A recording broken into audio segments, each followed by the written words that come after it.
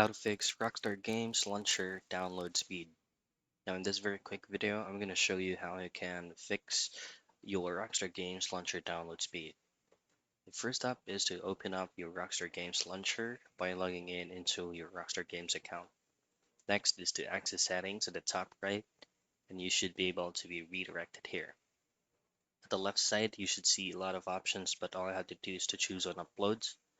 The next to that is you just need to enable desktop notifications, throttle downloads, and allow background downloads while in game.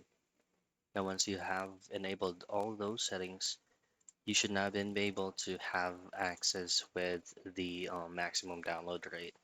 If you click that, there is going to be a drop down of all the options available for you to maximize your download rate, but you're going to need to match it on your current speed. To figure out your current speed, you just need to use your browser by typing in speed test, and from there, you should be able to know your current download speed. If it is for 1 megabyte per second, then you'll have to match it on your computer. Once you selected that, just have it saved and relaunch your Rockstar Games launcher. And that is how you fix Rockstar Games launcher download speed.